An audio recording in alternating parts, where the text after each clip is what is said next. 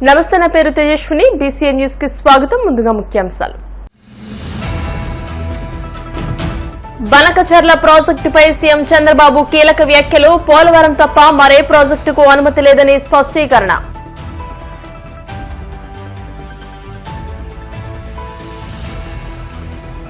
భీమవరంలో మద్యం మత్తులో యువకుల వీరంగం. కాలేజీ బస్సులో వెళుతున్న ఓ విద్యార్థిపై మూకుమ్మడి దాడి.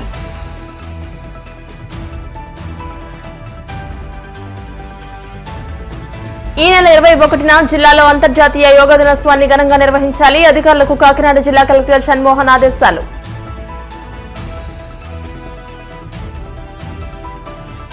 వాడపల్లి వెంకన్నాలయంలో ప్రత్యేక పూజలు. మంగళ వాయిద్య నడుమ శ్రీ స్వామి అమ్మవార్లకు మేలుకొల్పు సేవ, ఈశ్వరలక్ష్మి హోమం. సముద్రంలో కలిసే నీటి వాడకంపై సమస్య సృష్టించడం ఎంతవరకు సమంజసమని ముఖ్యమంత్రి చంద్రబాబు ప్రశ్నించారు. అమరావతిలోని సచివాలయంలో ఆయన మీడియాతో మాట్లాడుతూ గోదావరి నీళ్లను ఇరు రాష్ట్రాలు వాడుకుంటున్నాయని, పోలవరం తప్ప మిగతావన్నీ అనుమతి రాని ప్రాజెక్టులేనని చెప్పారు.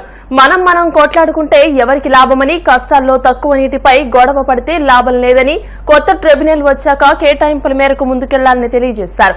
దేవాదుల కల్వకుర్తి తాను ప్రారంభించిన ప్రాజెక్టులేనని, కాళేశ్వరం ప్రాజెక్టును తాను ఎప్పుడూ అభ్యంతరం చెప్పలేదని గుర్తు చేశారు. ప్రారంభించిన ప్రాజెక్టులన్నీ నిర్మించుకోమని చెప్తున్నానని, వాళ్లు ప్రాజెక్టులు నిర్మించుకుంటే తానేమీ అడ్డు చెప్పరని ఆయన స్పష్టం చేశారు.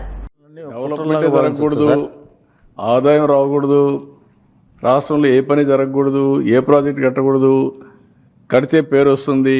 కాబట్టి మీరు లాస్ట్ టైం చూశారు, నేను ఎన్నోసార్లు చెప్పాను మీకు.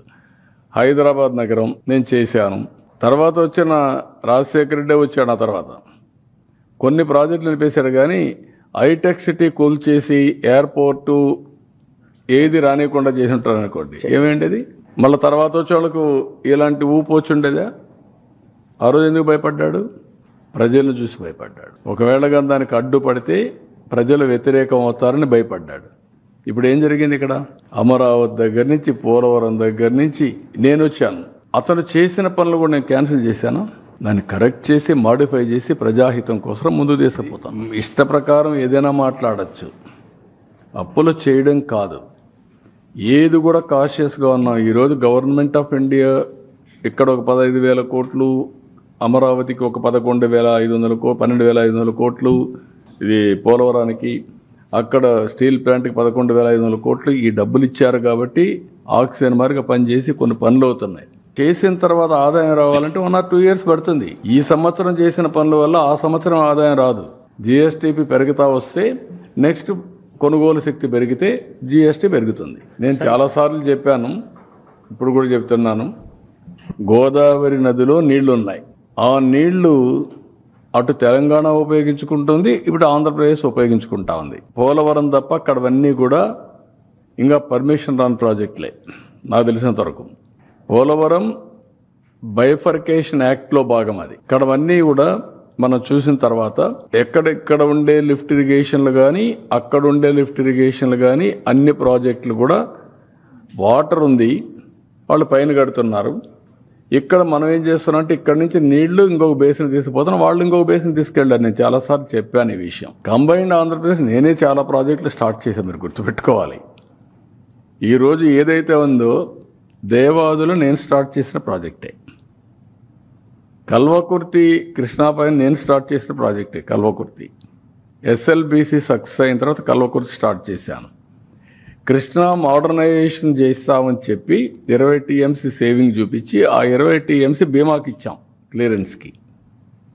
ఇట్లా ఆ రోజు సమైక్య ఆంధ్రప్రదేశ్ అప్పుడు దేవాదులు నేను చేసినప్పుడు ఈ పక్క పుష్కర, ఇంకొక ప్రాజెక్ట్ లిఫ్ట్ ఇరిగేషను తాడిపొడి, ఈ 2 లిఫ్ట్ ఇరిగేషన్ స్టార్ట్ చేశాను. ఇప్పుడు తర్వాత అంత మునుపు ఎల్లంపల్లి అన్నారు. ఎల్లంపల్లి పెద్ద కాంట్రవర్సీ అయింది, అసెంబ్లీలో పెద్ద పోరాడాం. 19 days పోరాడాం ఎల్లంపల్లి గురించి, కరప్షన్ గురించి. అది అయిన తర్వాత ఇప్పుడు కాళేశ్వరం వచ్చింది.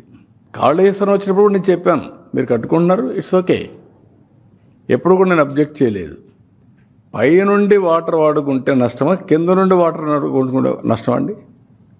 ఇది సముద్రంలో పోయే నీళ్ళు వేస్ట్ అయ్యి సముద్రంలో పోతుంది. మీరు ఎక్కడ వాడుకుంటున్నారు? పైన నుంచి మీరు ఆ నీళ్లు వాడకపోతే ఎక్కడికి వస్తుంది? వీడికి వస్తుంది. ఎవరన్నా రేజ్ చేస్తే ఆ పాయింట్ రేజ్ చేస్తారు, నేను ఎప్పుడు రేజ్ చేయను. తెలంగాణ కానీ ఆంధ్ర కానీ తెలుగు కమ్యూనిటీ. ఎందుకు మనం ఇష్యూస్ చేసుకుంటున్నాం? అమికబుల్గా ఇచ్చి పుచ్చుకునే ధోరణిలో సముద్రంలో పోయే నీళ్ళు మీరు వాడుతున్నారు, వాడండి. దానికి చట్టబద్ధ కావాలంటే గవర్నమెంట్ ఆఫ్ ఇండియాలో కూర్చొని మాట్లాడుకుందాం. అంతేగాని ఇష్యూ చేయడం ఎక్కడ లాజిక్ అంటున్నాను నేను. అది కరెక్ట్ కాదు. ఆర్గ్యుమెంట్ ఏదైనా చేయొచ్చు. అంటే చట్టం కానీ న్యాయం కానీ అందరికీ సమానంగా ఉంటాయి. మనం కొట్లాడుకుంటే వచ్చే లాభం. నేను ఎందుకు కొట్లాడలేదు? తెలంగాణ పైన ఎప్పుడైనా గొడవ పడ్డానా? వై? నా థియరీ ఒకటే, గొడవ పడితే ప్రజల్ని మభ్య పెడుతున్నాం మనం. మభ్య పెట్టి మోసం చేయడం లేకుంటే మభ్య పెట్టడం మనకు లాభం లేదు. ఆంధ్రప్రదేశ్ కోసం హైదరాబాద్ డెవలప్ చేశాను నేను, అందరూ యాక్సెప్ట్ చేస్తున్నారు. బైఫర్కేషన్ అయ్యింది, తెలంగాణకి వెళ్ళింది. ఇప్పుడు ఇంకా నేను గొడవ పెట్టుకుందానికి వచ్చేటేంటి? కాబట్టి వాళ్ళే బాగుపడుతున్నారు. నా ఒక రాజకీయ నాయకుడిగా నేను చాలాసార్లు చెప్పాను, నాకు ఒక తృప్తి. ఏం తృప్తి? నేను క్రియేట్ చేసిన ఎకో సిస్టమ్ బాగా పనిచేసి సంపద సృష్టించి తెలుగు జాతి బాగుపడతా ఉంది. హైదరాబాద్ వల్ల 75% తెలంగాణకు ఆదాయం వస్తుంది, 75% ఇన్కమ్, 67% సర్వీస్ సెక్టర్, నాలెడ్జ్ ఎకానమీలో. ఎట్లొచ్చింది? ఆ రోజు చేసిన ఫౌండేషన్ 25 ఏళ్ళలో వచ్చింది. Highest per capital income in the country Telangana. అదే మరి జిఎస్టీపీలో highest contribution GST Telangana. That is the economy I visualised, I created. ఈరోజు ఎప్పుడు కూడా నేను మాట మాట్లాడానా? ఒక రాజకీయ నాయకుడు ఏం కోరుకుంటాం? మన వల్ల లాభం పొందాలి, మనం చేసిన పని వల్ల ఫలితాలు వస్తే అది ఒక సాటిస్ఫాక్షన్. ఇక్కడ అమరావతి ఒకప్పుడు చెప్పేవాడు, నేను హైదరాబాద్ కట్టినప్పుడు నేను నాకు ఉద్యోగం కోసం కట్టానా?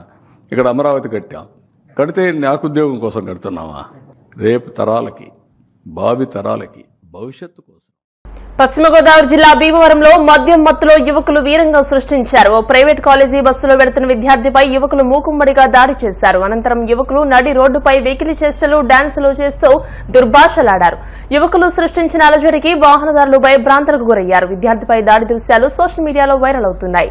గురువారం సాయంత్రం నారాయణ కాలేజ్ విద్యార్థులు బస్సులో వెళుతుండగా ఆకతాయిలు ఓ విద్యార్థిని కొట్టారు. దీంతో ఆ విద్యార్థి బస్సు దిగి వచ్చి తనను ఎందుకు కొట్టారని ప్రశ్నించాడు. దీంతో ఆకతాయిలందరూ ఆ విద్యార్థిపై మూకుమ్మడిగా దాడి చేసి దుర్భాషలాడారు.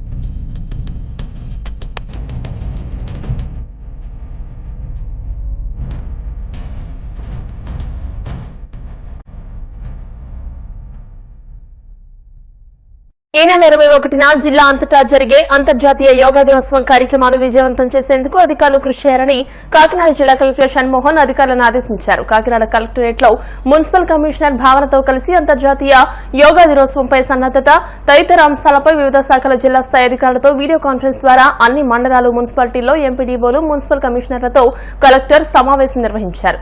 అంతర్జాతీయ యోగా దినోత్సవం సన్నద్దత, జిల్లాలో ఏర్పాట్లు, యోగా ట్రైనర్స్ కు యోగా కార్యక్రమంలో పాల్గొన్న వారికి పార్టిసిపేషన్ సర్టిఫికెట్ల పంపిణీ, ఫేజ్ 3 యోగా శిక్షణ కార్యక్రమాలు పూర్తి చేసుకోవడం వంటి అంశాలపై అధికారులకు క్షేత్రస్థాయి సిబ్బందికి కలెక్టర్ దిశానిర్దేశం చేశారు.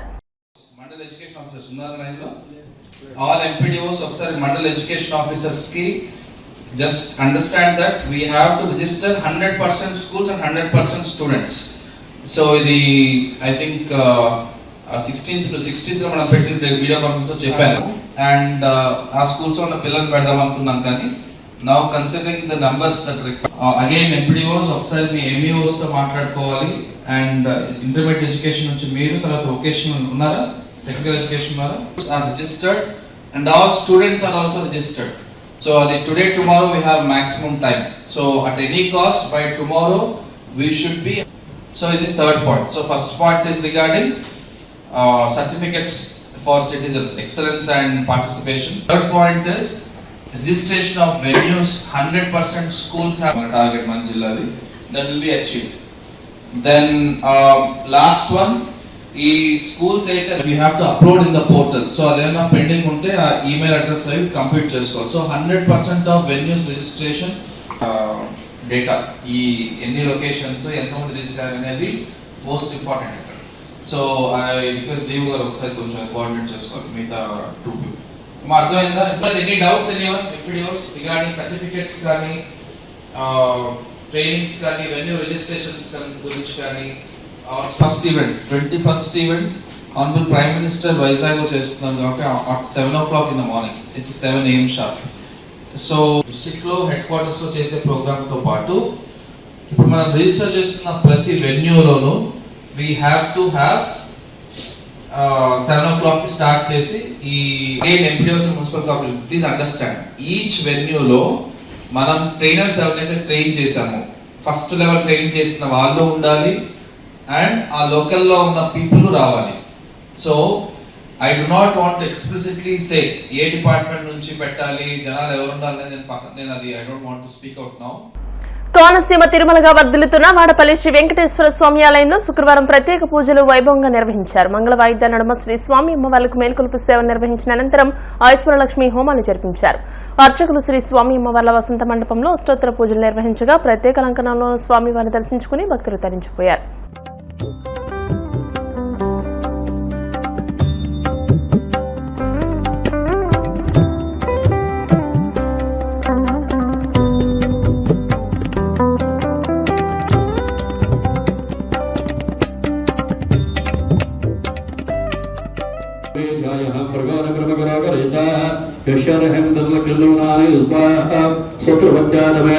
శ్రీ విష్ణుప్రేరాయ నమః. నవర సింహాసనార్థం ఒక పుష్పం లోపయామే కొద్దిగా నీరు చూపించటలాగా పాదయోపయామే తథావృతంగేత్రాయ హస్తయో మధ్యమర్పయామి తన్నో దేవేన విష్ణుగణన మహరణాంగః ఏవ సువర్ణేన మాదరః తస్మర్యం వస్త్రమార్థం అక్షరామర్పయామి భూదేవత భూకర్ణో ఈశ్వరేఖం ధర్మవర్ధానాం దామ్యో వయస్రం హిమాగంధర్పిగంధా నివాసే. పూజలకు వచ్చిన వారు తమ యొక్క గోత్రము, యజమాని పేరు, భార్య పేరు, పిల్లల పేరు చెప్పుకోండి. అసనమానస్య గోత్రస్య నామధేయస్య ధర్మపత్ని వేదస్య సకటంబస్య పత్రికస్య భాండవస్య ప్రభాస్య క్షేమస్తైర్విధ్యాః అభయరేశ్వర్యా భరతరత్తో ధనకనక వస్తువాహనకంఠ వ్యాపార వ్యవసాయ భరతరత్తో సంధాన భరతరత్తో దీర్ఘప్రవాజనాత్ గణో భవంతో సమస్త మంగళానే భ్రవంతో భ్రవంతః ఆత్మనమస్కారాన్ సమర్పయామి. ఓంహస్యంగరగ్రహం వేదాంబరం గణజవారవతో అష్టధ్వయానాత్. ఇప్పుడు కాసేపు ప్రకటనలు.